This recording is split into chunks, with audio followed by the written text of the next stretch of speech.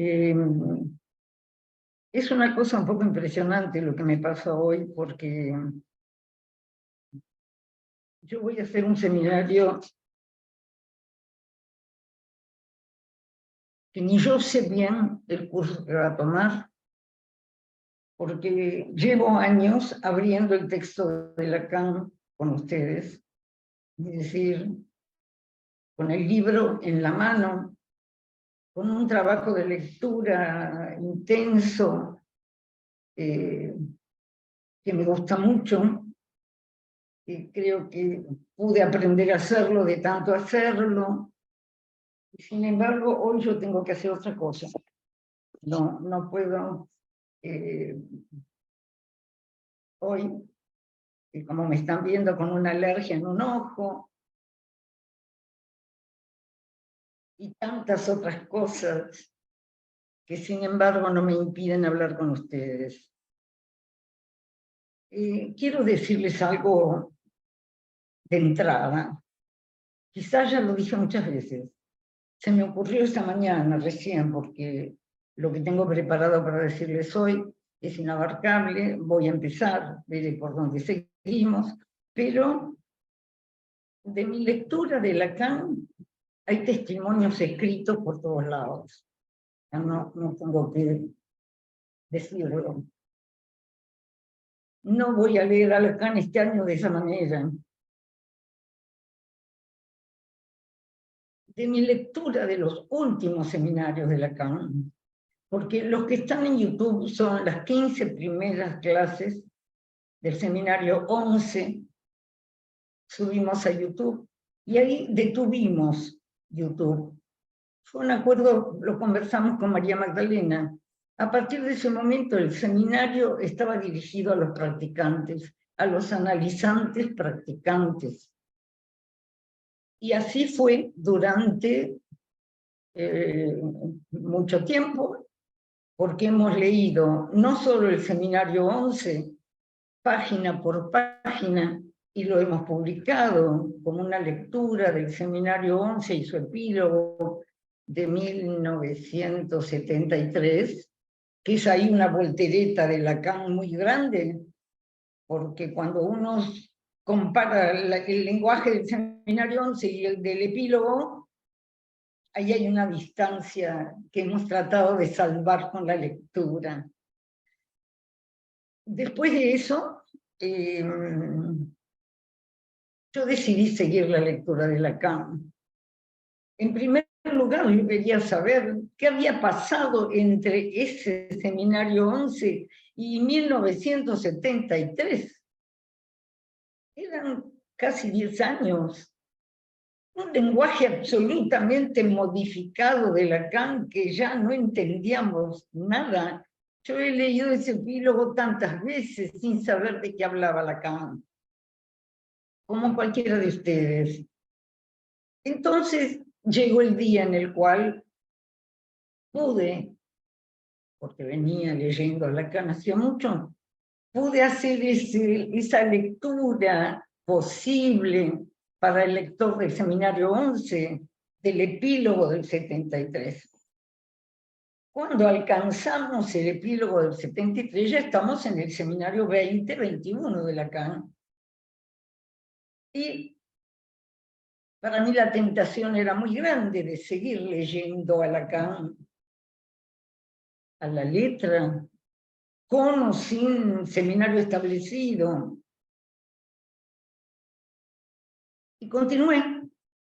Entonces, estos años que no están en YouTube para nada, pero muchos de ustedes han estado aquí, entonces hemos leído los seminarios como hemos podido. Ya no se podía hacer el trabajo literal que hemos hecho, nunca es literal, pero bueno, el trabajo página por página que hemos hecho con el seminario 11 era imposible, pero yo tenía esa aspiración y me parecía que tenía posibilidades de lectura, de una lectura que fuera a buscar en cada seminario de Lacan a Lacan. A Lacan. La búsqueda de Lacan es una sola. Hoy lo puedo decir con todas las letras, lo voy a tratar de demostrar. Hay un Lacan siguiendo a Freud. Eso es todo lo que hay. Un Lacan siguiendo a Freud. Hasta el último aliento. Eso es lo que hay. Y este Lacan, que en algún momento de su recorrido parece despegarse de Freud, cuando empieza con la lingüística y con un montón de referencias infinitas. Sin embargo, es paralela a Freud. Pónganse a pensar, por ejemplo, en el seminario 5, 6, 7. Entonces, este Lacan profundamente freudiano, sin embargo, es un problema para nosotros. Yo voy a decir, como comienzo de este seminario, cómo pasar, cómo pensar la cuestión del amor, cómo pasa la cuestión del amor si la interrogamos a la luz de la diferencia entre el inconsciente freudiano y el inconsciente lacaniano. El inconsciente freudiano y el nuestro, dice Lacan en el seminario 11. Nunca se me había presentado a mí de esta manera. ¿Por qué se presentó de esta manera? Porque ahora puedo hacer esa pregunta después de haber comprendido una sola cosa, que hasta el seminario del momento de concluir de Lacan, que vuelvo a repetir, lo hemos leído en este seminario, yo he buscado en este seminario, pacientemente, en cada seminario de Lacan, ese Lacan freudiano, que vuelvo a encontrar ahora, pero con una problemática nueva, porque ahora yo digo, esto del inconsciente freudiano y el nuestro, tiene consecuencias que nunca se calcularon y nunca se pensaron, y yo ahora estoy metida en ese lío, porque yo creo que esa diferencia hay que hacerla. Y nunca se hizo, nunca la leí en ninguna parte. No hay duda que se desprende de mi trabajo anterior. Yo no me saco nada de la manga, como dice Lacan, para sacar un conejo de la galera primero hay que ponerlo. Bueno, he puesto unos cuantos conejos y estoy sacando uno nuevo. Y ya lo van a ver, si puedo transmitir lo que estoy pensando y lo que llevo varios meses rompiendo mi cabeza. Entonces, han sido unos meses raros. He trabajado muy poco. He pensado mucho. Y el resultado es este seminario. Entonces, voy a decir algo. De mi lectura del ultimísimo Lacan hasta el 25, que se llama El momento de concluir, no se desprende ningún saber. No se desprende ningún saber. Llevo hablando a ustedes 1000 veces de que el psicoanálisis no es una teoría, ni una clínica. Todo eso se ha ido desprendiendo de las prácticas. Y resulta que las prácticas no pueden ser las mismas en el tiempo de Freud, en el tiempo de Lacan y después de los 80, como les di a entender en alguna de mis notas. No, ¿qué es eso? Es la aplicación de acción. No. Como les dije en alguna de mis notas, tómense el trabajo de abrir Wikipedia, década 1980-90. Obviamente que da muchísimo para pensar, pero fundamentalmente lo que cambió radicalmente en el mundo, vamos a hablar del mundo, del planeta, es la relación al saber. Eso cambió. Eso radicalmente. ¿Cómo cae el psicoanálisis ahí? ¿Qué le pasa al psicoanálisis ahí? Y ahora, no solo qué le pasa ahí, ¿qué nos pasa con el psicoanálisis en esta América? Yo quiero saber eso. Ya saben que mi pregunta es ¿dónde, cuándo, cómo? Entonces hoy se me ocurría decirles a ustedes que no se olviden nunca que no se sabe qué es un psicoanalista, que si Lacan tuvo la idea de una escuela, no era para enseñar nada, era para mantener viva la idea de que no se sabe qué es un psicoanalista y que una escuela enseña que no se sabe qué es un psicoanalista porque no hay otro destino de un análisis que el agujero en el saber que se abre en una experiencia analítica. Un fin de análisis es un agujero en el saber, aunque a veces aparece como lo contrario. Bueno, entonces, a mí lo que me impresiona mucho es que una escuela enseña que no se sabe qué es un psicoanalista. Y cuando se produce un efecto, eso no quiere decir que ese es un psicoanalista. Quiere decir que se produjo un efecto y que ese efecto lo podemos llamar psicoanalista o analista.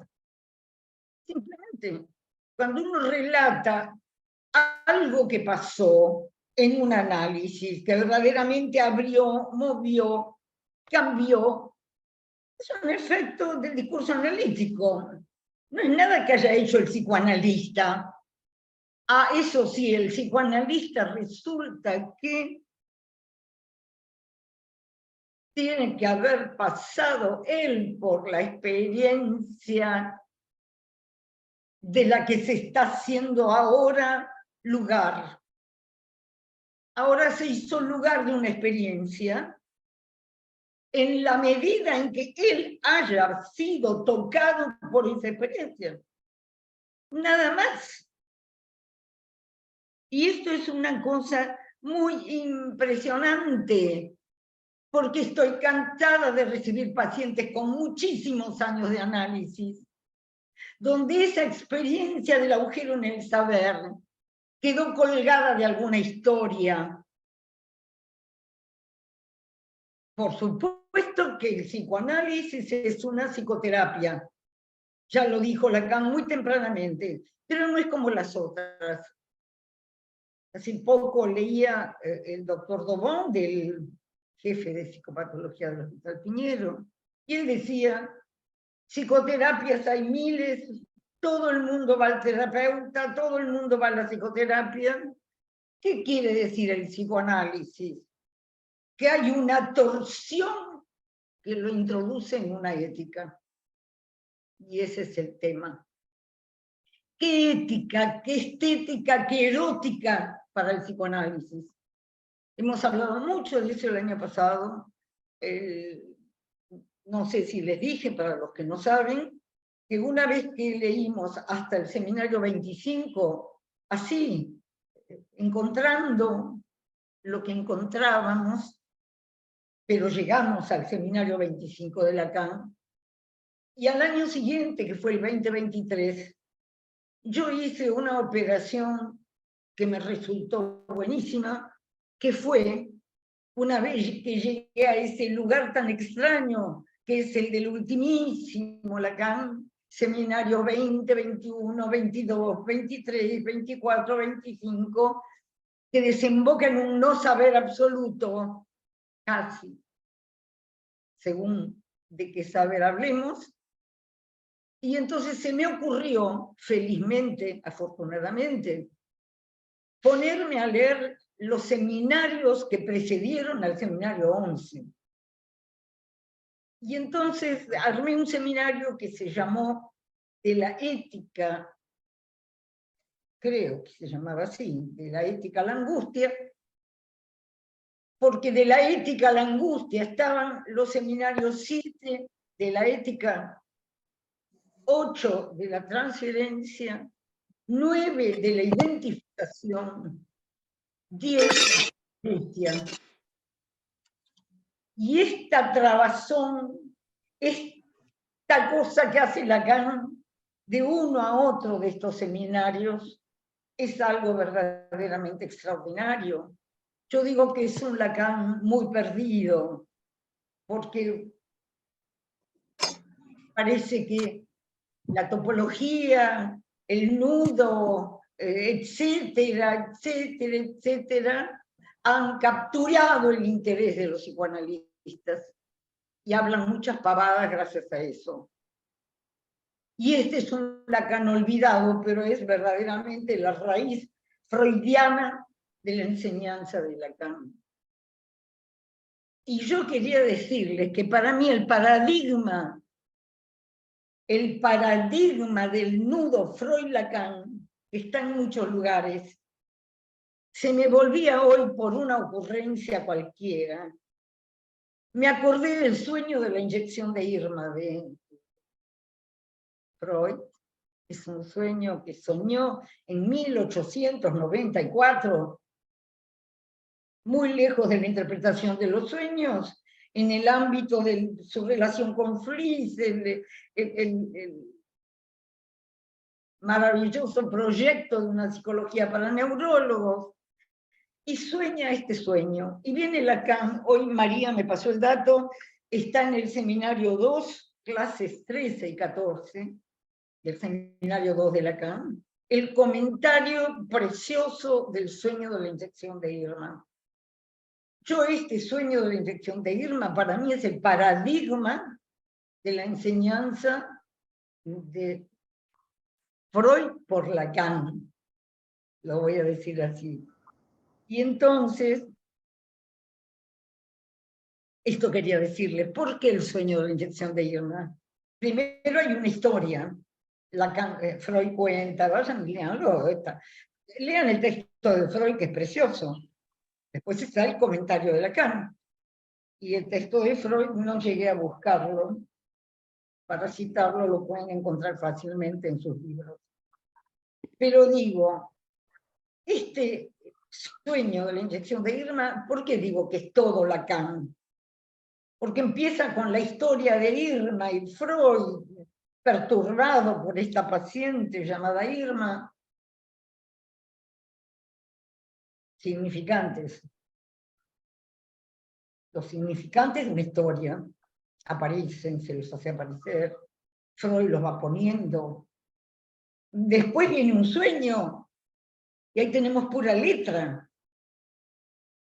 A Irma le pasaba de todo, pero Freud va a elegir la garganta, porque Freud está en el registro de la causa.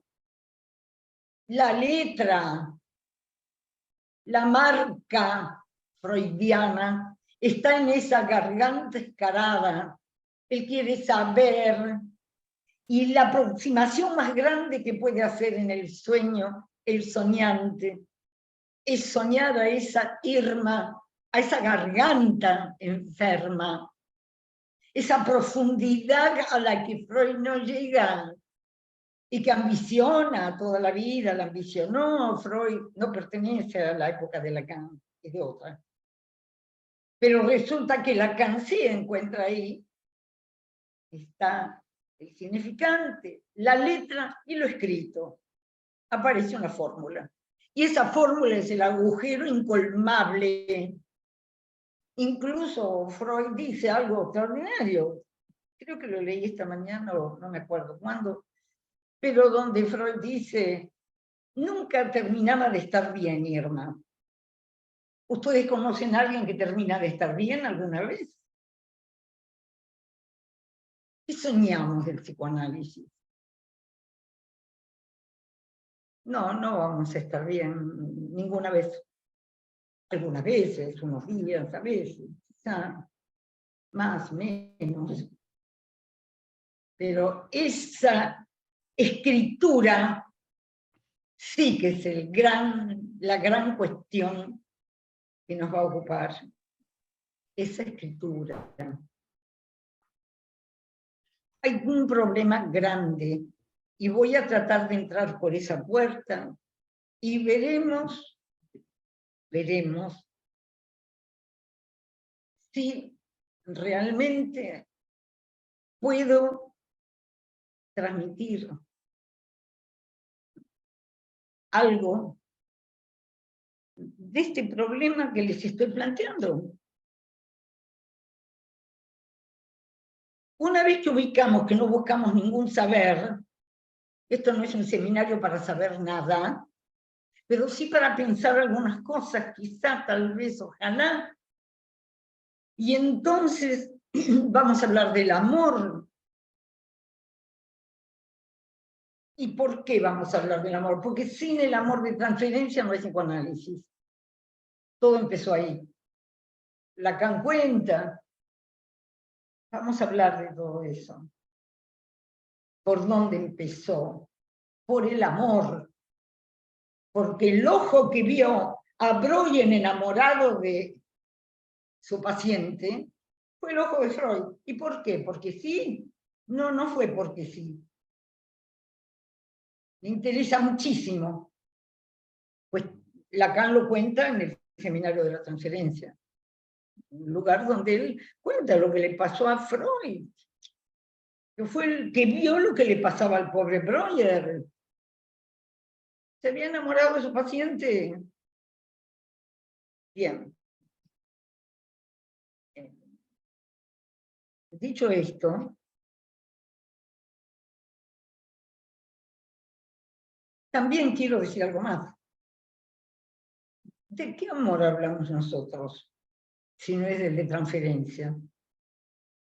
Si ustedes leen el final del Malestar en la cultura de Freud, Freud dice, los hombres se odian entre sí, son absolutamente hostiles entre sí, y no sé cuál puede ser el final de esto.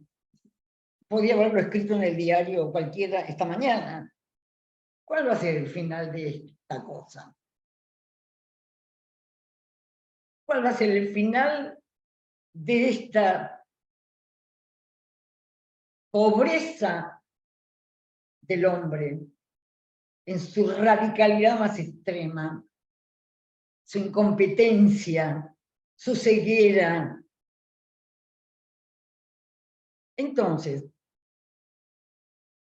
obviamente que, y se los di a entender, yo me voy a ubicar en el 2024, no me voy a ubicar en ningún otro momento.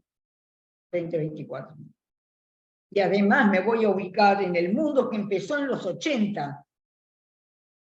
Y acá fue muy peculiar, porque en los 80 todavía estábamos en el final de la dictadura, así que militar. Entonces, todos los movimientos fuertes empezaron después. Después, no sé, no lo puedo resumir, pero digo, todo lo que había pasado en Europa antes, en el registro de la cultura, que quedó como detenido en ese tiempo funesto de la dictadura, se relanza de maneras a veces muy paradójicas, muy complejas. Si hay algo difícil de comprender es la Argentina. Yo le escuché a María decir que hay varias lenguas acá. Sí, fundamentalmente debe ser la lengua portuguesa, porque las otras lenguas están hablando castellano. Si hay otras lenguas es porque hablan castellano. Esta es la lengua. Me di cuenta cuando fui invitada a conversar en Brasil, qué difícil es tener que traducir de una lengua a otra cuando se habla.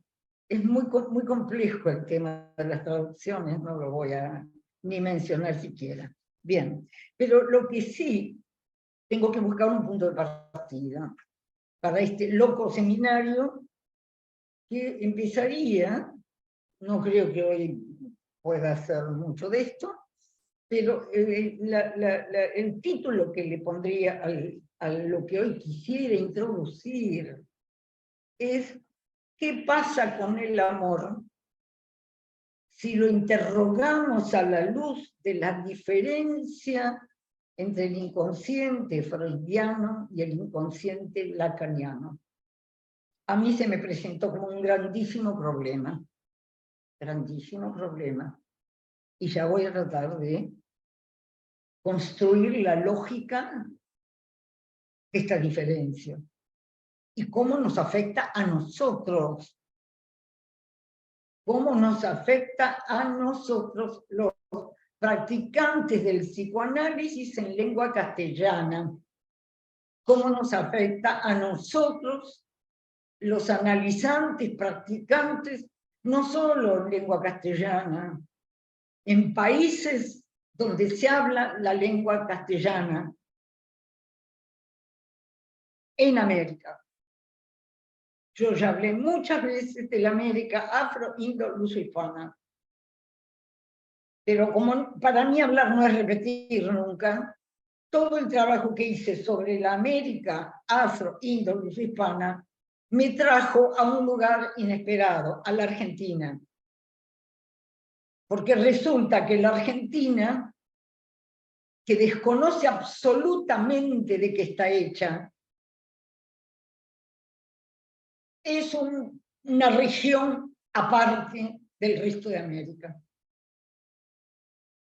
Argentina, desde sus confines con Bolivia, con Paraguay, etcétera, desde sus confines actuales.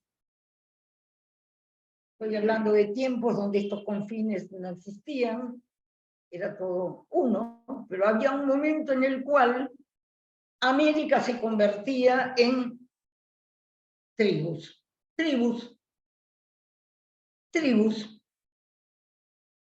Los incas eran poderosos y ¿qué hacían? Conquistaban etnias, conquistaban pueblos. Los aztecas también, vayan a leer. Yo ya he escrito abundantemente sobre todo eso. Pero para eso lo hice. Entonces, para ver cómo, en primer lugar, por qué prevaleció la lengua castellana. Cuando tanto el guaraní como la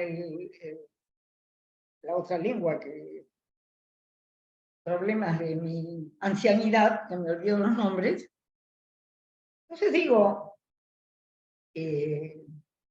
había dos lenguas que prevalecían, dos lenguas que eran prevalentes. El guaraní era una y el otro se me acaba de ir. Entonces digo, y ustedes la saben perfectamente bien, entonces digo, desde los confines de la actual Argentina, todos son tribus. No hay imperios, no hay oro, no hay conquistadores, nada.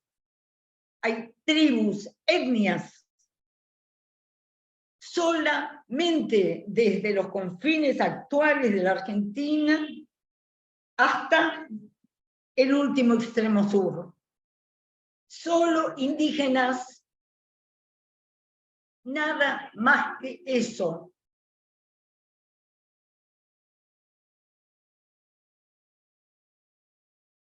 Estoy escribiendo un libro cuyo nombre es La cita fallida 4,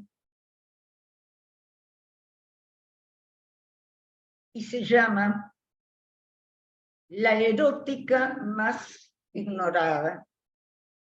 La erótica más ignorada. Una lectura de la ética de Lacan. Muy bien. La ética de Lacan me abrió los ojos sobre un montón de cosas. Yo estaba disponible a abrir los ojos porque venía trabajando hacía más de 20 años con estas cuestiones. Pero lo que le debo a la lectura de la ética de Lacan es mucho, y lo van a ver este año. Pero entonces, por eso digo que va a ser un seminario difícil. ¿Dónde metemos el inconsciente lacaniano al lado del inconsciente freudiano en esta tierra que durante 12 milenios estuvo habitada por tribus, 12 milenios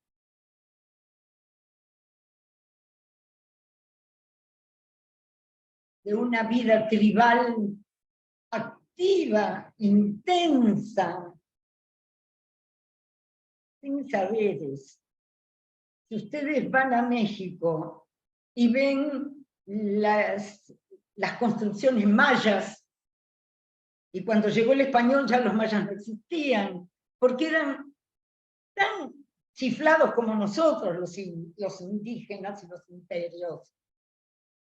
Cuando llegamos al imperio maya, ya había habido no sé cuántos imperios antes, se liquidaban unos a los otros. Bueno, el maya ya no existía cuando llegaron los españoles. Estaban el inca y el azteca en su esplendor. Pero había habido muchos imperios antes. Entre los hombres solo hay hostilidad. El tema del amor, aparte, pongámoslo, porque nos vamos a ocupar de eso. Entonces, acá, en estas tierras, ¿dónde hay construcciones? ¿Dónde hay la arquitectura incaica, la arquitectura maya, la arquitectura mexicana que recibió a España? Floreció. ¿Dónde está algo de eso en Argentina? ¿Lo vieron alguna vez? Esto está cargado de consecuencias. Y esto es lo que no se habla jamás. Esto no se dice. Entonces, vamos a tener que profundizar unas cuantas cuestiones. Unas cuantas cuestiones. Yo no soy historiadora, ni antropóloga, ni socióloga, ni nada. Soy practicante del psicoanálisis. Pero resulta que a mí la transferencia analítica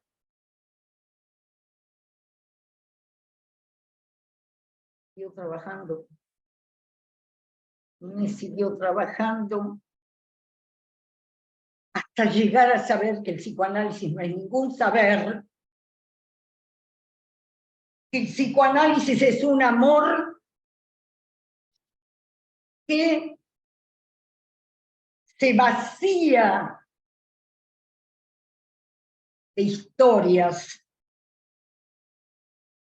Y ese amor que se vacía de historias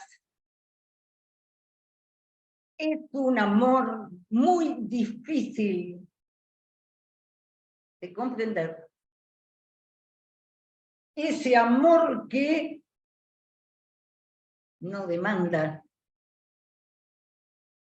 pero tampoco se deja demandar.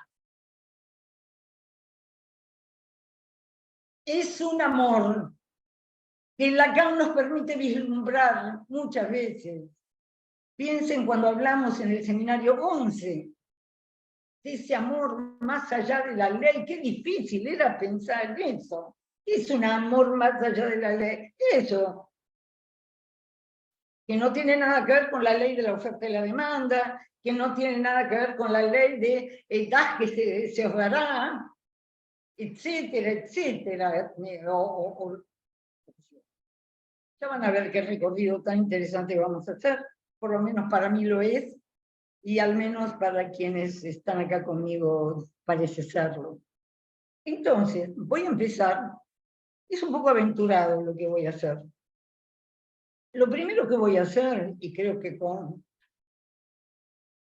todo el respaldo que nos dan los seminarios que hemos hecho juntos, para los que han acompañado este seminario, es decir, No solo hemos intuido el ultimísimo Lacan de manera digna, porque siempre ha sido con la letra, con los textos de Lacan, no solamente hicimos eso, nos volvimos para atrás y nos metimos con el Lacan de la ética, de la identificación, de la transferencia, de la angustia.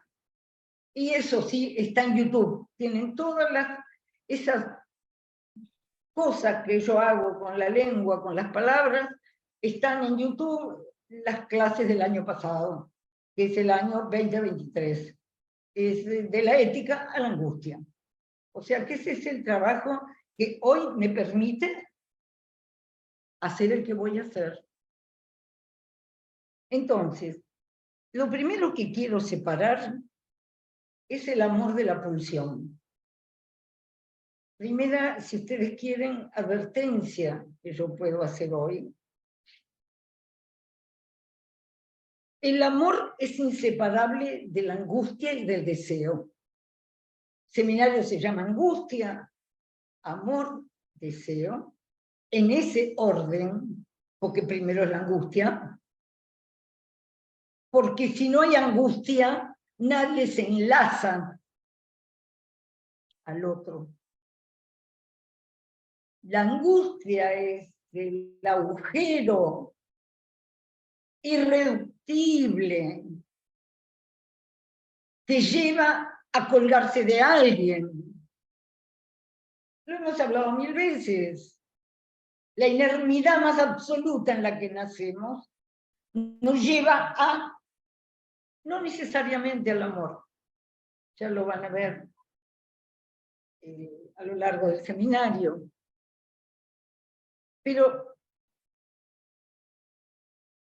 la angustia es inseparable del amor. Hay muchos fenómenos de angustia, no solamente la que está ligada al amor.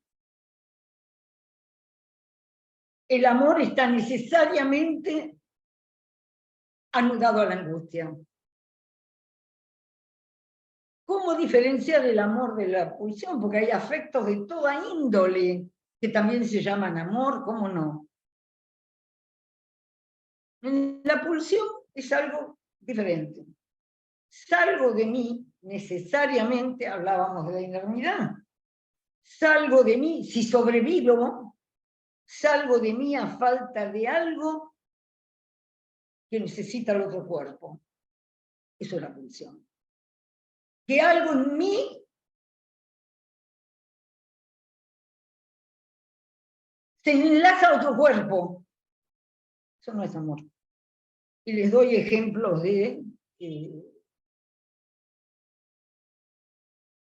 cuando ustedes hacen una lista de afectos, pueden hablar de una aversión que no explica por qué tengo semejante aversión a tal cosa, a tal persona, a tal... ¿no? Todo el campo de los miedos, las fobias, etcétera, ¿no? Un disgusto, un odio, una pasión, todo esto que a la vez que nos desgarra la relación con el otro, la implica. La pulsión es siempre, acuérdense todo lo que leímos, relean el seminario 11, ¿no? Es decir, hay todas esas formas que toma la pulsión, tan en el campo del no saber como el que estábamos hablando, porque ahí sí que sucede. Y entonces, ¿por qué estamos hablando de esto? Por lo que dice Lacan en la ética.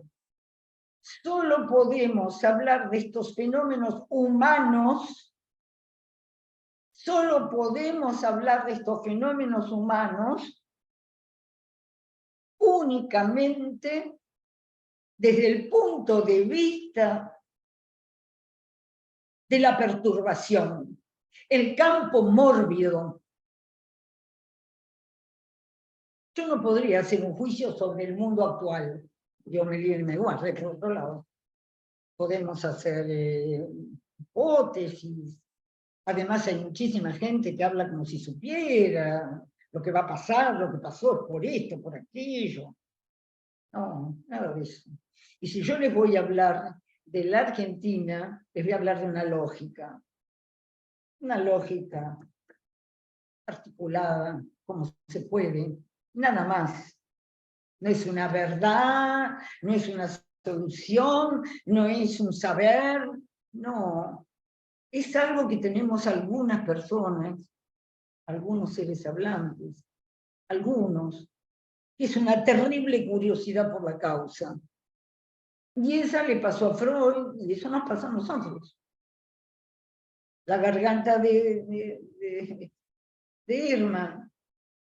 Nosotros vamos por el lado de la causa, y nos lleva años de análisis comprender que, como dice Lacan, solo hay causa de lo que cojea. De la causa jamás sabremos nada.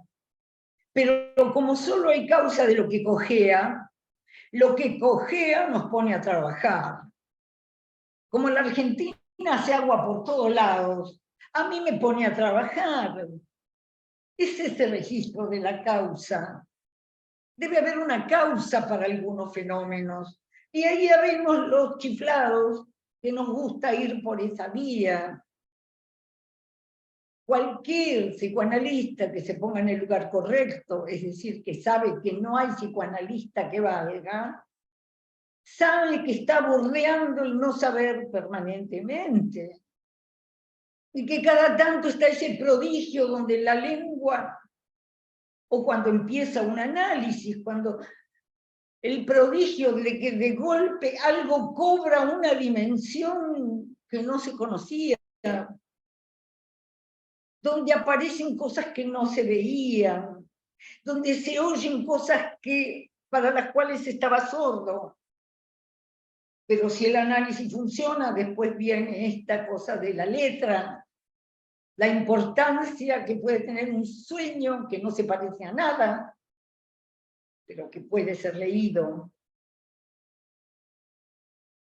Y ahí tenemos los análisis que, como dije, muchas veces,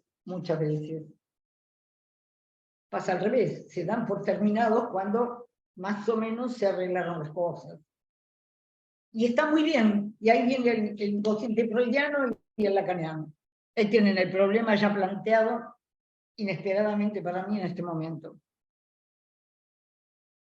Inconsciente freudiano, está hecho de palabras. El inconsciente lacaniano requiere ir más allá de las palabras. Borde, agujero. Sin embargo, una experiencia de la cual sale uno, un deseante, no uno al que le va bien, que acertó, que ahora se porta bien, que se curó los síntomas, nada de todo eso. Por favor. Un análisis. El inconsciente lacaniano implica desprenderse de las ilusiones del saber.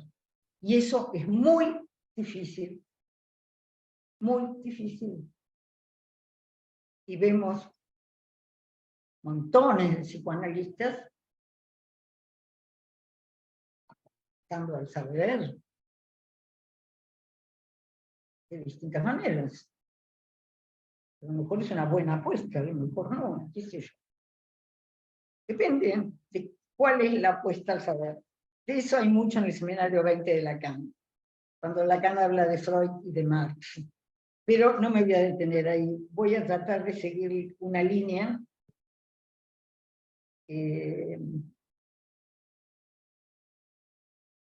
Separar la pulsión del amor.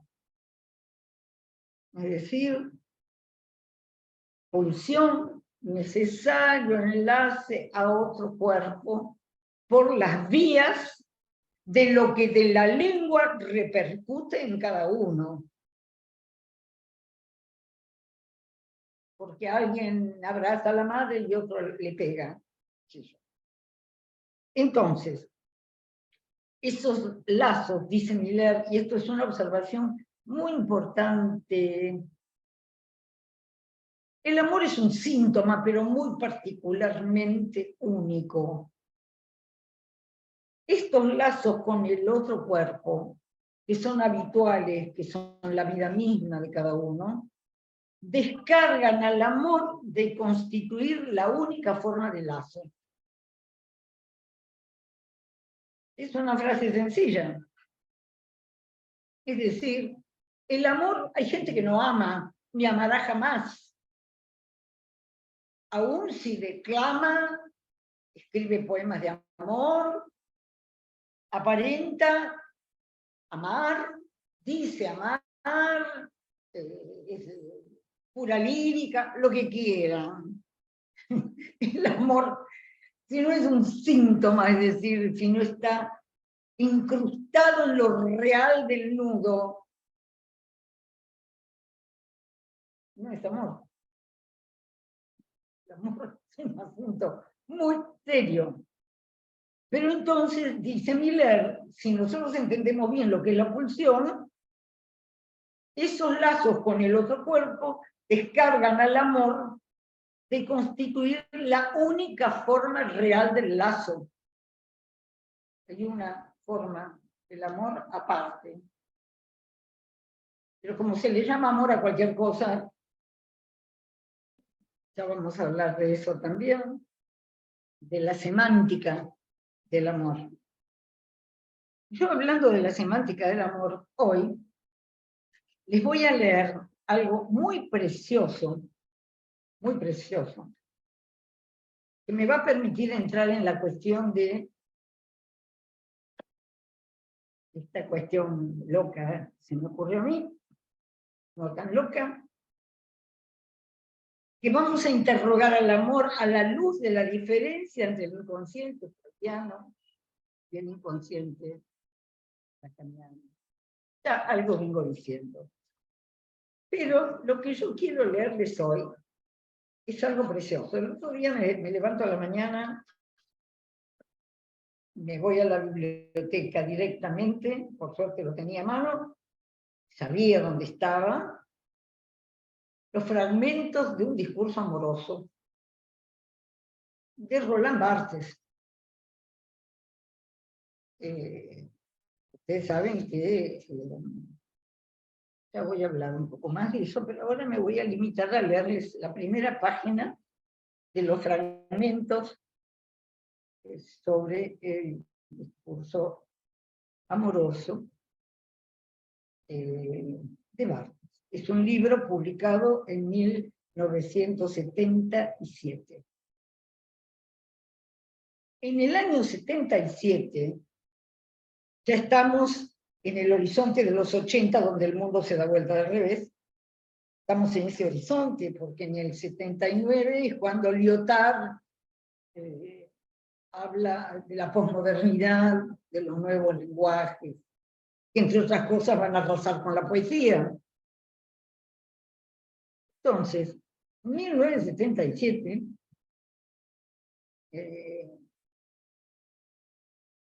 dice Barthes, hoy, 1977, en Europa, en París, hoy el discurso amoroso enfrenta una extrema soledad. Podríamos decirlo en cualquier momento de la historia, que el discurso amoroso, si el amor es un decir, siempre es soledad pura. Lo vamos a ver. Él lo dice así, yo voy a leer el texto. El discurso amoroso enfrenta una extrema soledad. Tal vez el discurso amoroso es hablado por miles y miles de personas, pero no es sostenido por nadie. No es sostenido por nadie. Ya en cuanto se convierte en palabras, textos, cartas de amor, ya es otra cosa. Entonces, queda por completo el amor como tal, como él lo está queriendo reflejar. El discurso amoroso tal como se presenta en el amante. Te amo.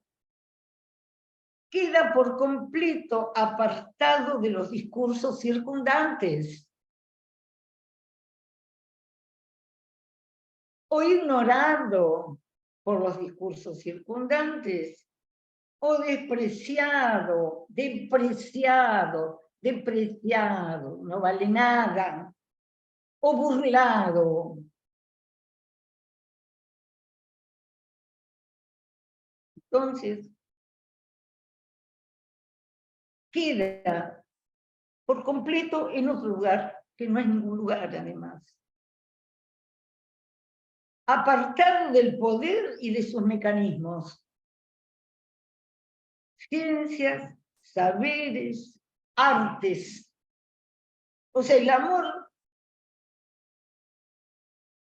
este amor de la extrema soledad, queda fuera del poder y de sus mecanismos, las ciencias, los saberes y las artes.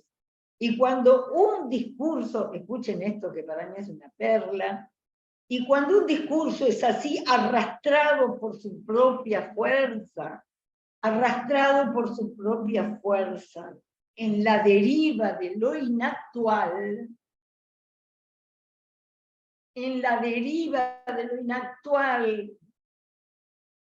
no importa año, fecha, tiempo, en la deriva de lo inactual, queda deportado lejos de toda gregariedad. No entra nadie, es incomprensible.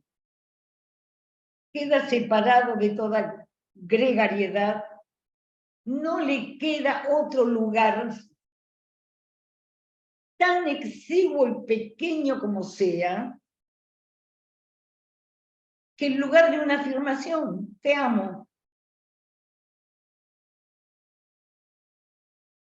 Al amor no le queda otro lugar que el de un decir, te amo, pero inmediatamente viene la pregunta, ¿me amas? Y Barthes, que se pasa todo el libro declinando esta fenomenología del amor, todas las variantes posibles, dice que para Barthes ahí ese es el sentido del libro que él produce. Es decir, como apenas alguien dice te amo, entran todas las dudas, los miedos, las angustias, entra en un tembladeral. Ese te amo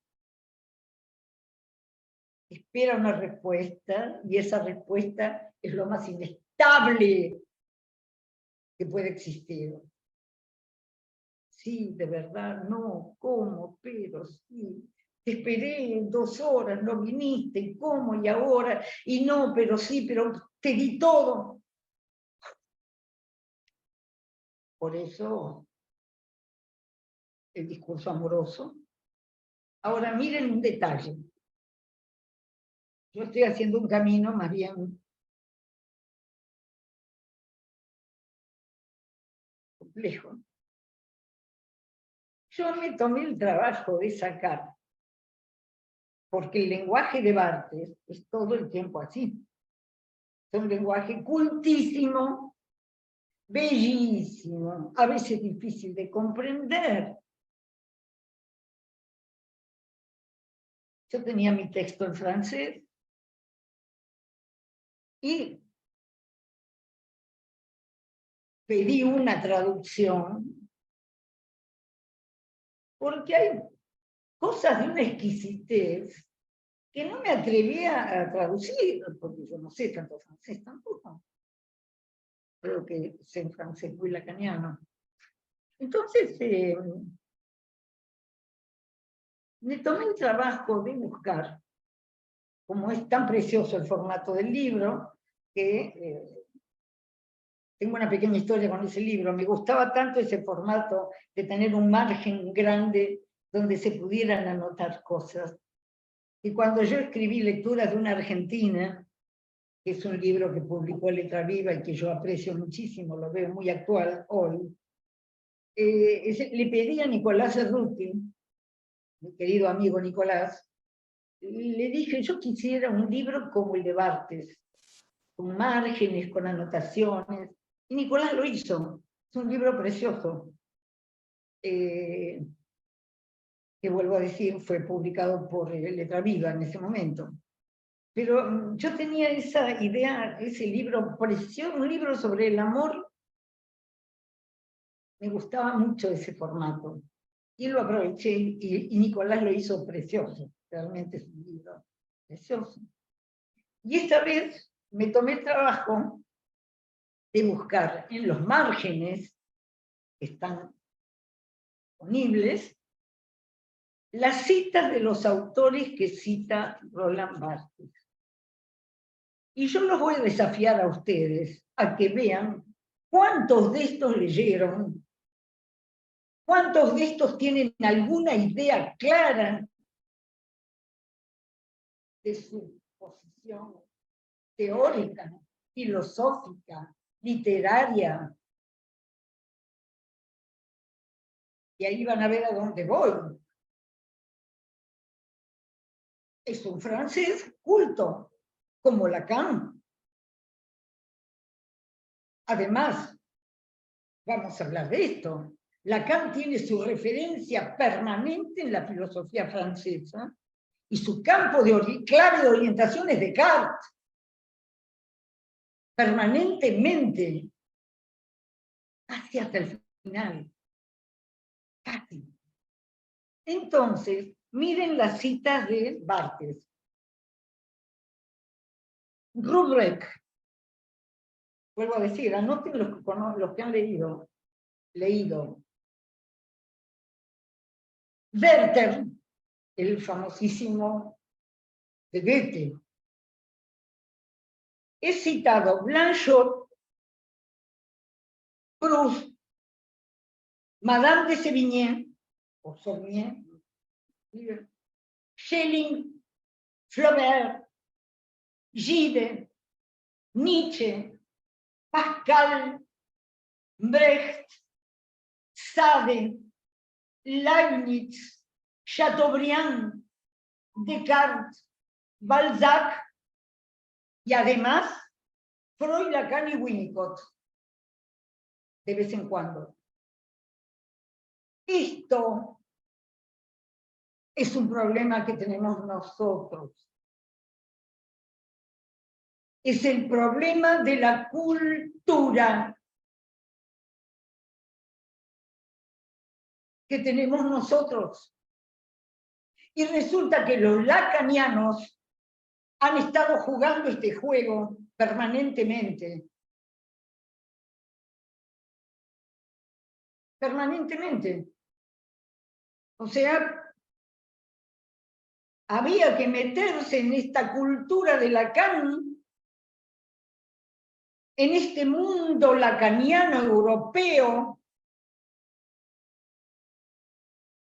Y acá hay un montón que no están citados por Barthes, que están trabajadísimos por Lacan. Y resulta que nosotros en Buenos Aires estamos como en el lugar ideal para soñar el saber. Ideal.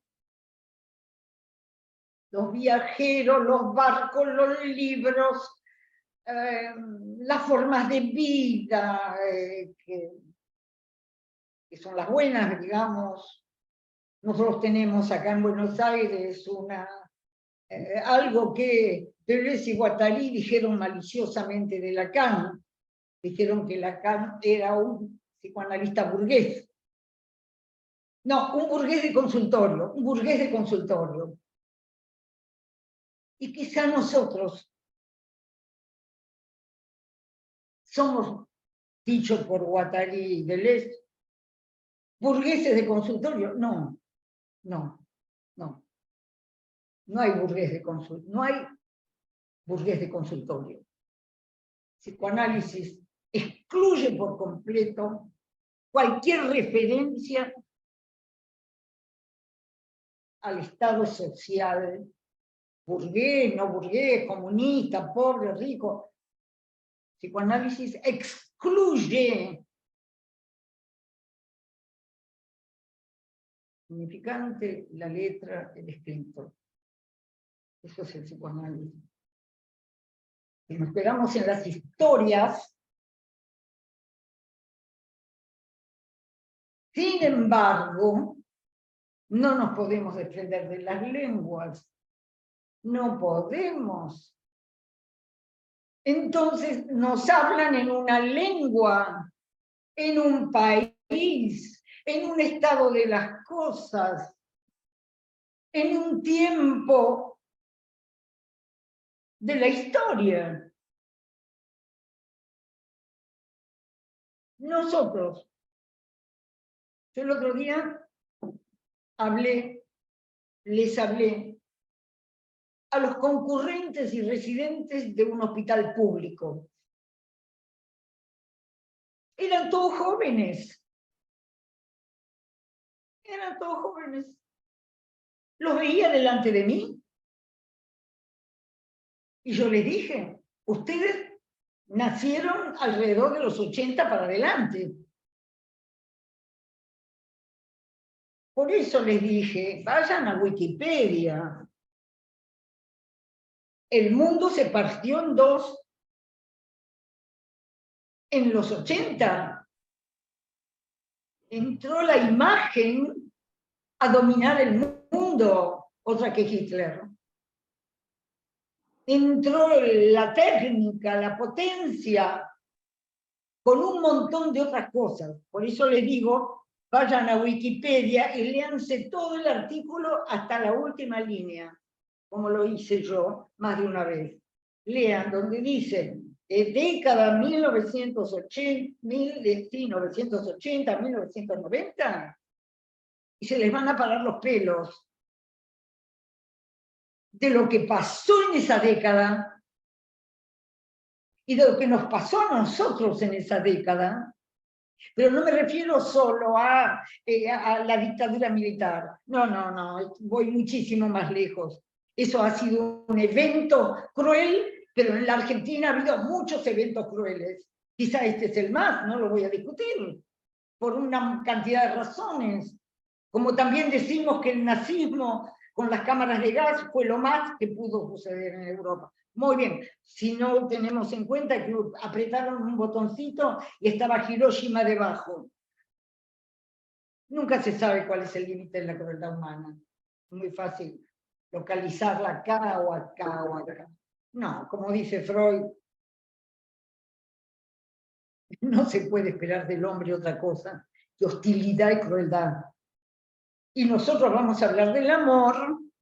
¿Por qué? Porque todavía existe una experiencia amorosa que se llama la transferencia, y que para entrar en la dimensión de la transferencia hay que enlazarse a otro.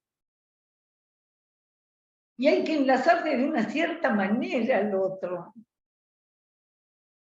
Hoy leí algo extraordinario esta mañana. Alguien que contaba en un libro, conozco al autor, a los autores, contaba en un libro que en su infancia era habitual que era una familia protestante, que hubiera exorcismos. Venía el endemoniado, que estaba lleno de bordado, vamos a decir, y entonces se entablaba una conversación entre el demonio y el liberador, que era religioso, un pastor.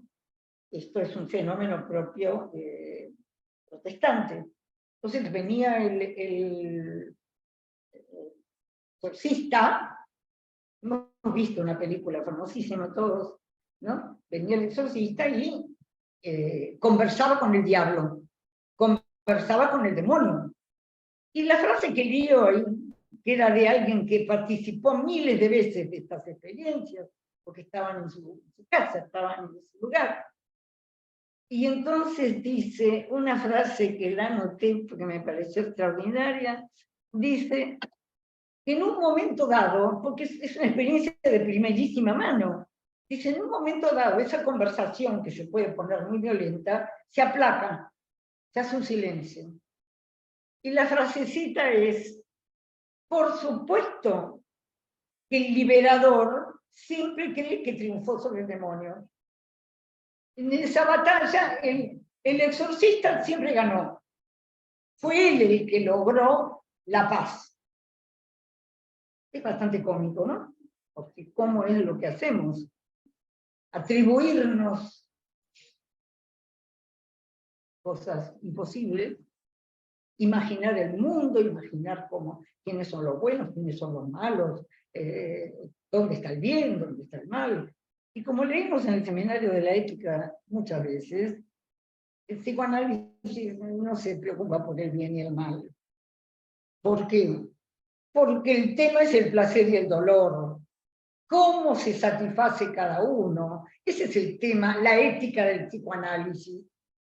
¿Cómo se satisface cada uno? No en el mundo, porque de eso no sabemos nada. Que se satisfagan como quieran, ya se ve cómo se satisface. Pero cuando tenemos una experiencia analítica, esa satisfacción trae pena, trae dolor, trae angustia. No se sabe cómo salir de la repetición, de ese daño, de ese pensamiento, de esa autotortura, de esa sospecha, de esa... No se sabe cómo salir. Pero el psicoanálisis, precisamente, como dice Lacan, es un campo mórbido, y en algún momento creo, no lo fui a verificar, que dice es el campo mórbido de la culpa. Si no hay culpa, no hay psicoanálisis. Clarito. ¿Por qué creen que hay países donde el psicoanálisis no existe ni pinta? Alguna razón debe haber. Porque hay países donde el psicoanálisis hay unos grupitos por acá, otros grupitos por allá, pobres en general. Hay lugares donde el psicoanálisis son lindas instituciones, muy animadas. Psicoanálisis, por donde lo busquen, en América, por lo menos, bueno, no hay de eso. Para no hablar del psicoanálisis norteamericano, que ya es otra cuestión, sobre la cual escribí bastante también.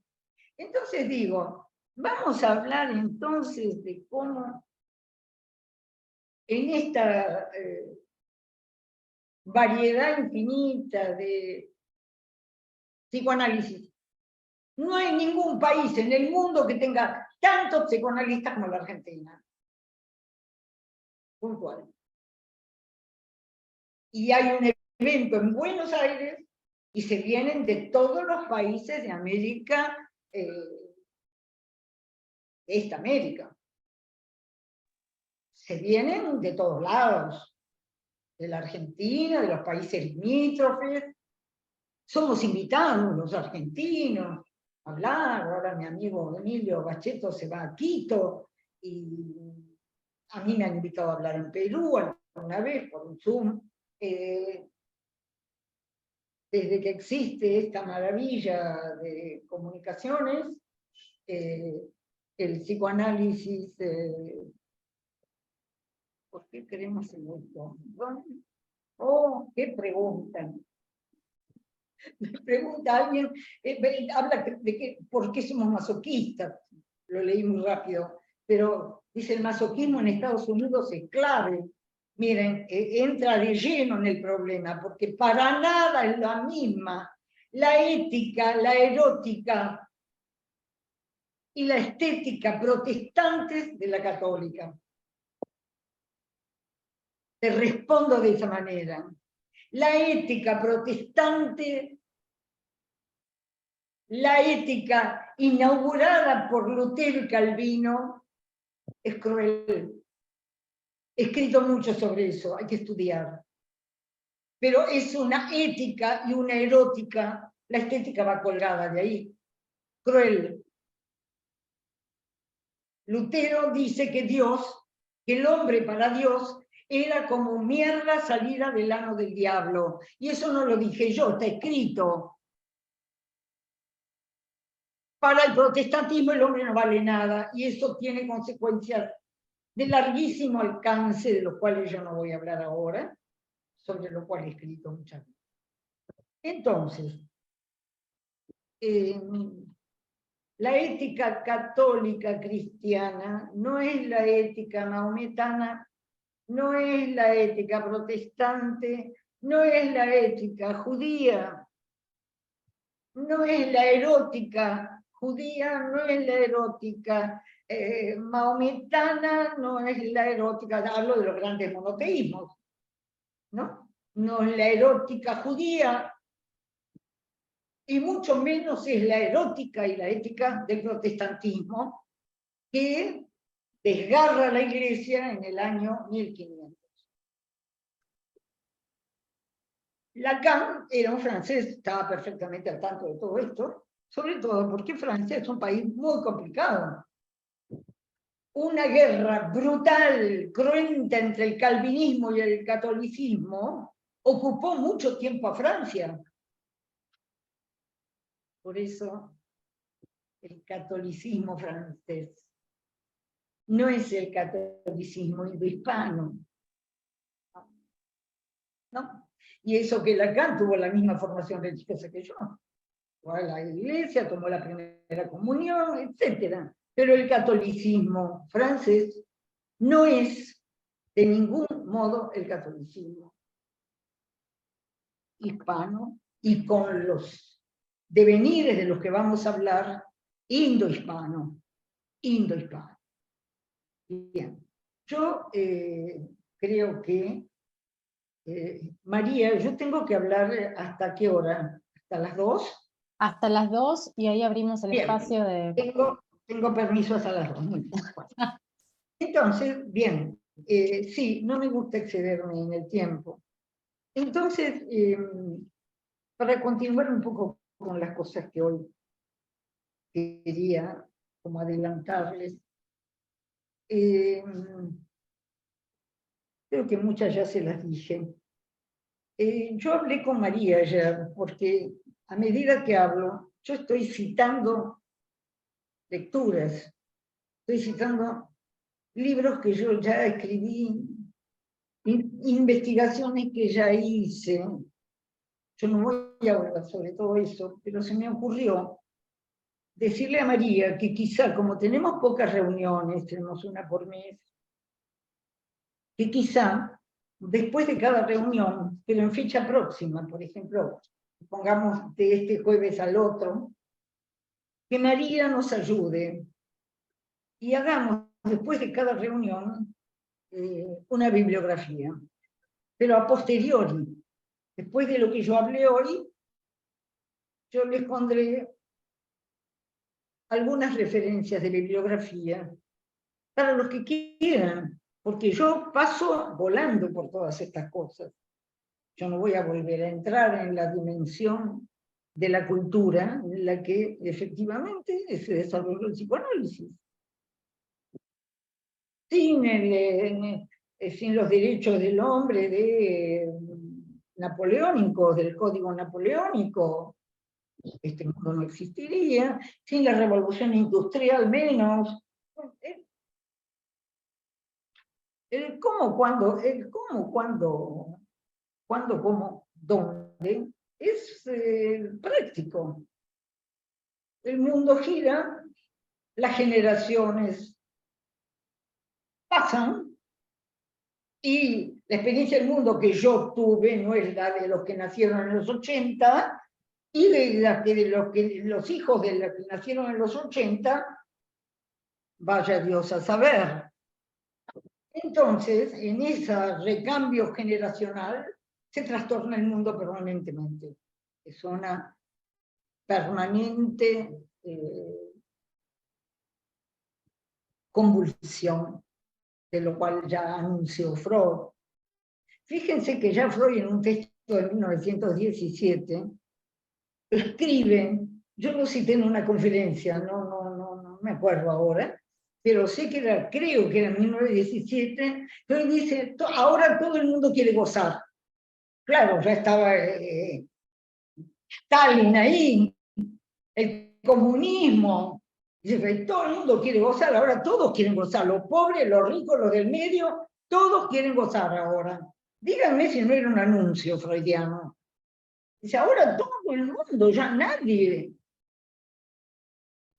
se excluye de la posibilidad de las libertades de los goces.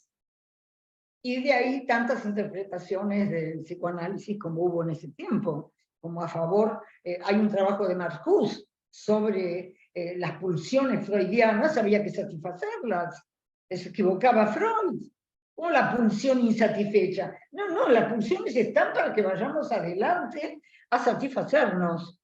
Bueno, entonces, hay otra diferencia fundamental en el tema del amor. Lo leímos, lo sabemos porque hemos trabajado en eso. Hemos trabajado el seminario de la transferencia. El amor griego no tiene nada que ver con el amor judeo, cristiano y después maometano que viene 600 años después, que es un refrito de cristiano y judío con otras cositas. Bueno, pero miren la cantidad de maometanos que hay, Dios mío, poder de Oriente. Entonces digo, el amor griego era de otra índole. La gente, dice Dodds, uno de los grandes conocedores de los griegos, ¿no?, que no hubo país más religioso que Grecia. En todas las casas había altares a los dioses y homenajes a los dioses, peregrinaciones, todo lo que ustedes quieran.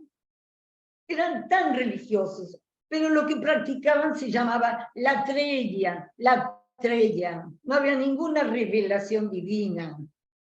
¿Qué era la latreia? La latreia era que había ídolos, que había dioses, que los dioses andaban por todos lados, y la prueba está que cuando consultaban a la pitonisa estaba más drogada que no sé qué, no se entendía lo que decía, pero cada uno recibía el mensaje en forma invertida, le llegaba el mensaje de la pitonisa a cada uno, el mensaje que necesitaba, por supuesto. Pero no había revelación. El eje fundamental de Occidente empieza con el tema de la revelación. Dios habló. Eso se llama revelación. Dios habló.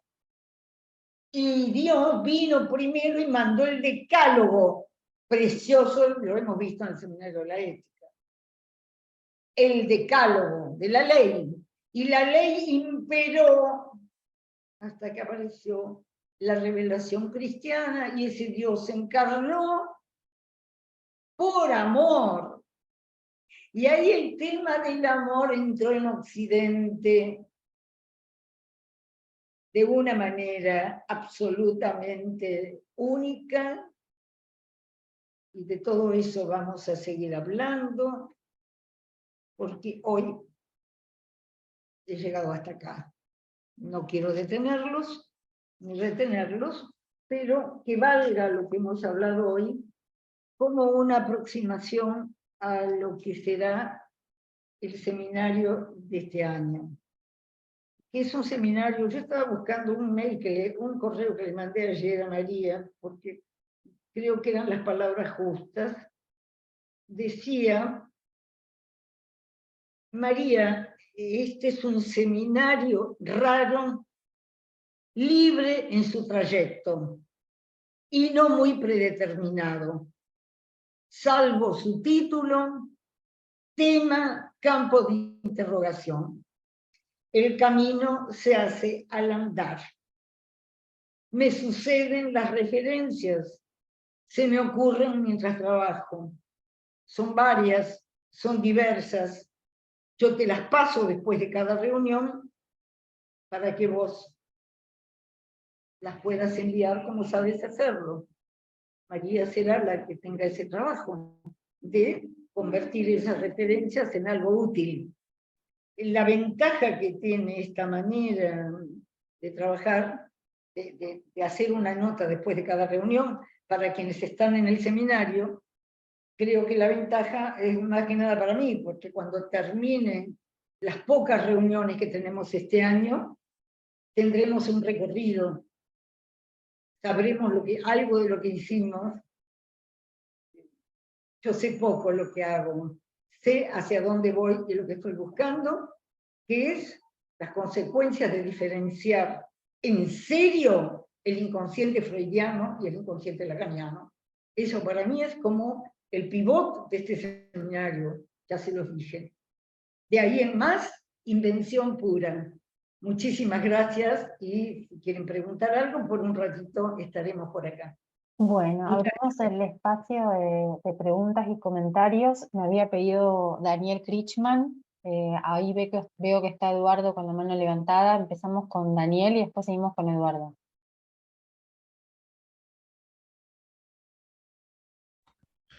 Buenas tardes, Carmen. Empiezo por agradecer, la verdad que absolutamente disfrutable todo este recorrido y promisorio. Quería dejar, digamos, una anotación para que diga algo, si tiene ganas, no ahora, sino en el futuro, porque empezó marcando que de los 80 en más... Perdón, yo sé que tu nombre es Daniel, pero tu apellido... Krichman. Krichman, muy bien. Sí. De los 80 en más cambió, así empezó, dijo al principio, cambió la relación al saber. Digamos, hay una cosa que cuando yo escucho eso me resulta inevitable, porque es un tema donde yo trabajo hace muchos años, que es la producción de conocimiento en el mundo antes de la revolución tecnológica, de la revolución de las redes, tiene que ver con la revolución científico-tecnológica. Digamos, a partir de los 80 ya no tiene escala humana. No es posible abarcarlo por una sola persona, por una sola generación. Entonces, ahí hay otro tema que me parece que se abre y de donde sería interesante tirar algo para pensar, que es la relación que tienen los estudiosos, o tenemos los estudiosos, en relación a ver otras posibilidades, otros campos, otras derivas, versus empezar a dogmatizar y decir, existe esto, existe Freud, existe Lacan, existe el otro, y no hay más nada. ¿No? Dogmatizar, cerrarse, porque uno se mete en arenas resbaladizas.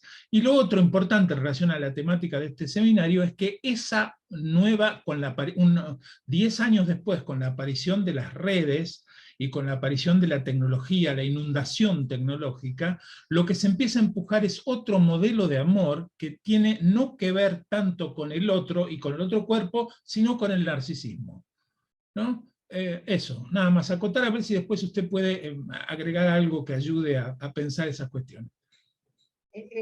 Vos, Daniel, estás tocando dos cuestiones que estaban escritas. Vuelvo a decirte, yo sabía que hoy iba a hacer lo que pudiera, pero son dos puntos sobre los cuales yo había hecho hincapié exactamente. Uno es que sucede muchas veces que la manera de enseñar o de explicar el psicoanálisis excluye toda interrogación. O sea, la verdad está ahí, en este libro, en esta enseñanza, en esta orientación, donde sea. O sea, es como si el psicoanálisis pudiera estar dentro de los términos de una teoría. Y yo no lo creo. Punto uno. Y creo que responde en parte a lo que vos estás hablando. Es decir, cómo esa tendencia que tenemos a solidificar el saber. Eso tiene mucho que ver con llevar, con el problema que vos estás planteando. ¿Cómo es la relación al saber ahora? ¿Qué vamos a hacer ahora? ¿No? Es decir, ya no es de escala humana, dijiste. Bueno, ¿qué es lo que queda que se pueda llamar escala humana? ¿Qué es lo que podemos hacer en lo que podríamos llamar escala humana? Y claro que es un tema, lo diste en ese punto exactamente así. Y me hiciste otra pregunta que se me olvidó. ¿Qué más me preguntaste? Cómo la nueva relación, la nueva, digamos, sobre todo a partir de la explosión tecnológica, empieza a desarrollar un modelo de amor que empieza a excluir el cuerpo del otro. Eso. Mira, estuve leyendo un libro, porque como a mí me gusta mucho leer las cosas que suenan, hay un libro que, a ver si, porque me hago el lío con las... Escribo tantas páginas que después no sé dónde están las cosas, pero hay una... Les quería hacer mención de una cosa muy importante hoy, y a ver si alcanzo a hacerlo, o lo dejo para la próxima vez. Hace unos días, en la MP, habló Cristiana Alberti, que es la presidenta de la Asociación Mundial de Psicoanálisis, y entonces ella habla de que se ha reducido la palabra en favor de una cibernética de la palabra, y que la lengua se convirtió en una lengua realidad, binaria, sin equívocos, sin paradojas. La lengua vaciada, que es la lengua de la cibernética. Vos venías hablando de eso.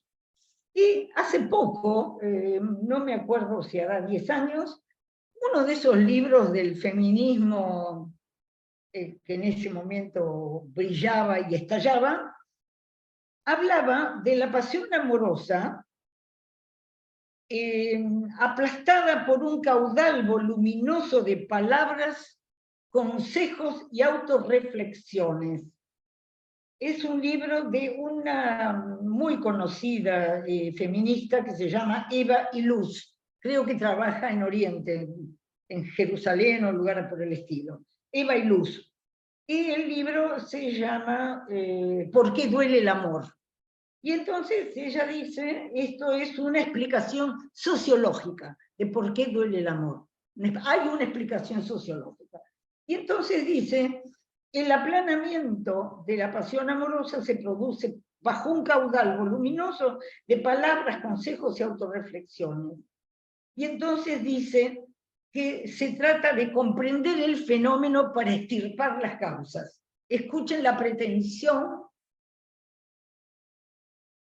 extirpar las causas de que el amor sea un tormento. Hay que extirpar las causas de que el amor sea un tormento.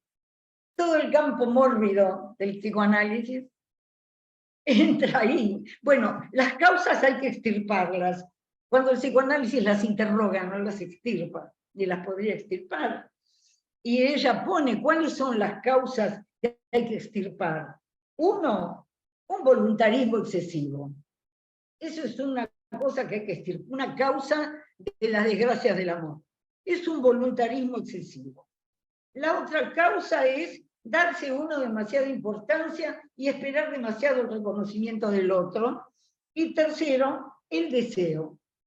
También otra causa de desgracia en el amor es cómo desea uno, qué cosas desea y los deseos que pretende alcanzar. Como ven, psicología pura, psicología conductista pura. Vamos a agarrar los fenómenos que hacen doler del amor y los vamos a hacer desaparecer. Bueno, muchas gracias, muchas, estimado Daniel, por tu pregunta. Bueno, continuamos con Eduardo. Hola, ¿qué tal? ¿Qué tal, Carmen? Un gusto iniciar este seminario de nuevo, que este viaje, ¿no? Estaba ansioso por subirme a este viaje. Mi apellido es Tula. Y la pregunta es... ¿Cómo se escribe tu apellido? Tula, Tula, así como suena, simple, hasta parece un apodo. No, pero termina en A. Sí, exactamente. Bueno, dale. Sí, Eduardo. Bueno, Carmen, yo quería volver al principio y me quedé con esto, ¿no? El psicoanálisis es un amor vaciado de historia. Bueno, el concepto no me cierra, la pregunta era esa. Si podía por ahí explicarlo un cachito más, o bueno, tendré que tener paciencia y a lo largo de los seminarios por ahí a lo mejor va a estar más claro. Era eso. Bueno, también son preguntas que indican que escuchan bien, porque si no estas preguntas no existirían. Cuando yo hablo del amor vaciado de historia, hablo de algo que sería tomando la historia como causa. Es el amor vaciado de la historia como causa. ¿Por qué? Porque mucha gente, yo te lo puedo decir por mi experiencia diaria del consultorio, llegan a analizarse convencidos de que la causa de su desgracia es el lugar donde nació, la madre que tuvo, la tía, la bruja, el padre, la pobreza, la riqueza. La gente viene con unas penas de amor, voy a decirlo así, porque no hay psicoanálisis si no hay una pena de amor. ¿Cuál es la pena de amor? Y no soy lo que quiero ser, no fui amado como yo quería ser amado, no se me dieron las oportunidades, no pudo ser, pero no pudo ser por culpa de. Todo eso es historia, ¿me entendés? Es decir, el amor vaciado de las historias que se hacen pasar por causa. Es decir, la causa del amor no es ninguna de todas estas cosas, ni la causa del desamor. El registro de la causa es el más difícil de comprender en psicoanálisis. Lacan dice, solo hay causa de lo que duele, nada más, nada más. O sea, alguien dice, la culpa de todo esto la tuvo mi mamá, no puede ser. Y nos pasamos mucho tiempo porque verdaderamente hubo cosas nefastas, funestas. Cuando vamos al campo del uno, de mi infelicidad, se vacía de historias todo eso. Porque el registro de la causa está fuera de cualquier historicidad. Y esto hay que entenderlo analizándose, no hay otra forma. Yo recuerdo a alguien, por recordar infinitos años que estoy como analista, intentando ocupar ese lugar que no existe, ese lugar de analista que no existe. Y recuerdo a alguien que venía, ya había transitado como 20 años de análisis, y seguía con este discurso de la historia y de las penas de la familia. Qué trabajo tremendo desalojar esa convicción de que se sabe la causa, porque cuando ese análisis empezó a mover y resulta que la causa tiene que ver con el deseante que es uno, y ese deseante que es uno no es el resultado de una historia, es el resultado de lo que hizo uno con esa historia. ¿Qué hizo uno con todo eso que pasó? ¿Cómo lo tomó? ¿Cómo lo administró? ¿Cómo lo usó? ¿Cómo lo usó para gozar? ¿De qué manera y con qué clase de goce? Y solamente se vuelve síntoma si molesta. Si no insiste y se repite. El otro día me llamó una paciente, no voy a contar nada de eso, pero me dijo, mira, yo estoy haciendo esto, sé que está mal, me trae sufrimiento, pero no es un problema para mí. Bueno, le dije, está bien. ¿Para qué vamos a hablar? Si no es un problema para vos, si es un modo de estar en la vida tuyo, ¿a quién tenés que consultar? Es tuyo. Me dijo, tenés razón. Y nos despedimos amablemente. Me dijo, bueno, si me angustio te escribo. Dale. Me mandás un WhatsApp. Solo hay causa de lo que cojea, hombre. Solo hay causa de lo que me duele. Pero me duele en mí, más allá de mí. Por ahora no te digo más, ¿eh?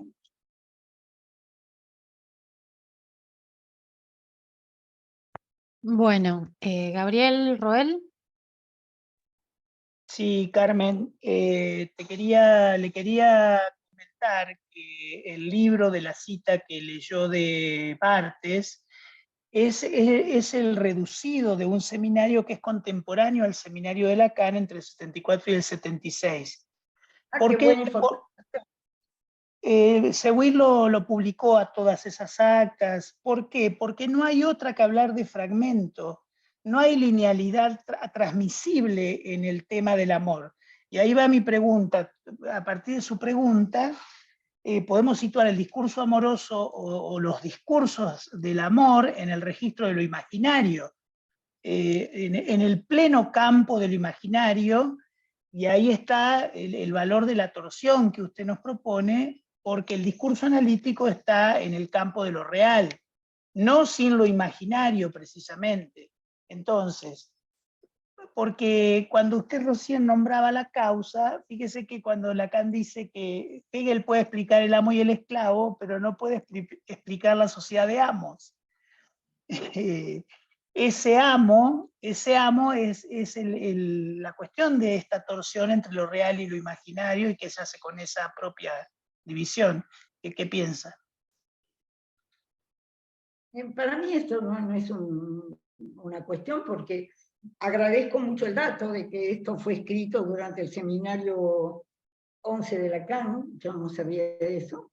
Es un dato interesante, que del discurso amoroso solo puede haber fragmentos, como lo dijo Barthes al principio. Yo digo te amo y después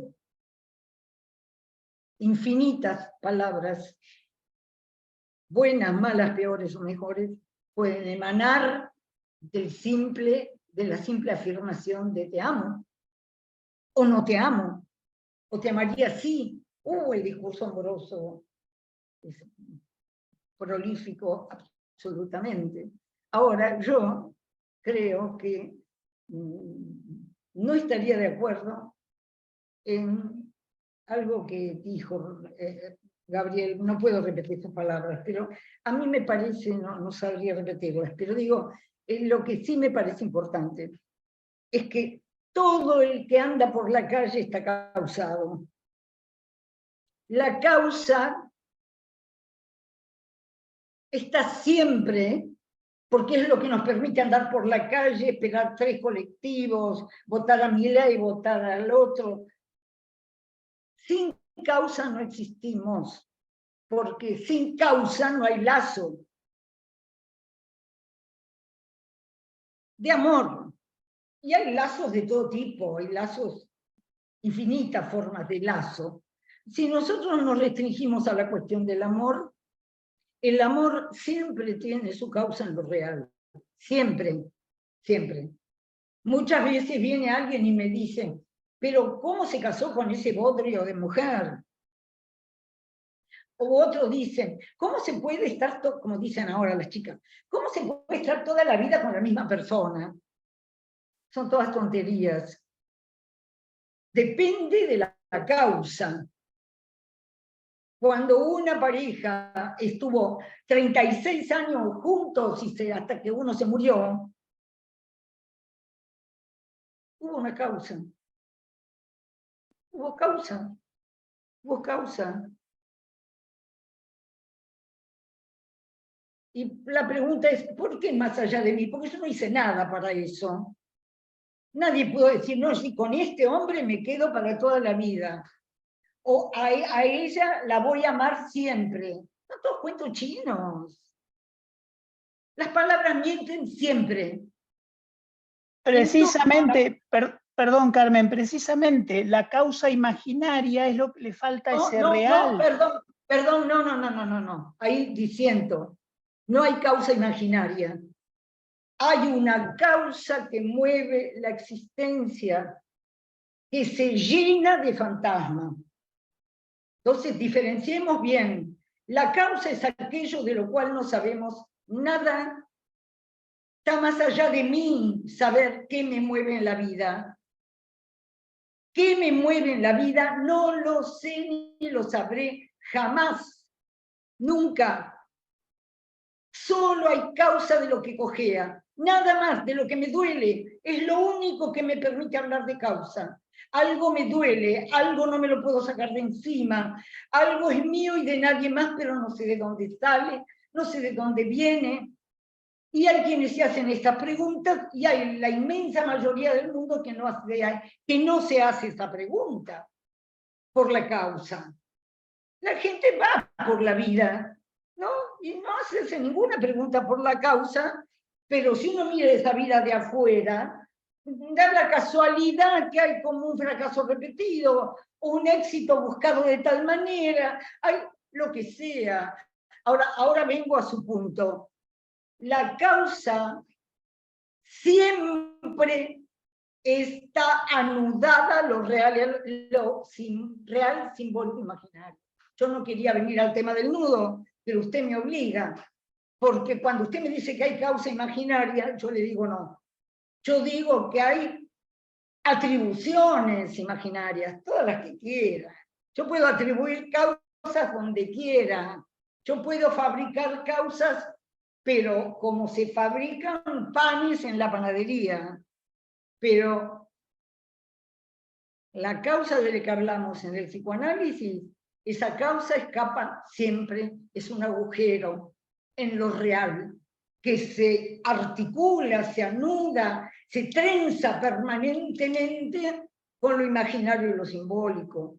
Todo el trabajo que hicimos en el seminario, con los seminarios 20, 21, 22, 23, 24, estaba lleno de esto, de esta idea de Lacan, de ese agujero de la causa. Por eso yo decía que en el sueño de la inyección de Irma estaba la historia, después estaba la letra, él elige la garganta, no era la enfermedad de Dora, él elige, y después pone una fórmula incomprensible al final, que es una escritura. Eso es lo más aproximado a lo real, por eso le digo que no hay causa imaginaria, hay casualidades imaginarias, atribuciones imaginarias, inventos imaginarios, construcciones imaginarias, todo lo que se quiera. Porque además sin imaginario no existimos. Por eso el trabajo del psicoanálisis es separar cosas que no se pueden separar nunca jamás, ¿verdad? Pero causa imaginaria no. No, está precisamente, hay registro imaginario, está muy bien la aclaración. Bueno, Gabriel, ya si entramos en este tema, hablamos de otra cosa. Yo respondo sencillamente a una cosa. Yo le digo, causa imaginaria no hay. Ahora, si quiere, hay para leer todo lo que quiera al respecto. Claro que sí. Podríamos ahora, entre los dos, conversar una hora sobre esto o más. No estoy entrando en ese terreno de teorización. Solamente cuando usted me dijo que había causa imaginaria, yo digo que no. Nada más. Ahora, que a partir de ahí podemos conversar sin ninguna duda, Gabriel, y le agradezco mucho su intervención. Bueno, seguimos con Laura Arias.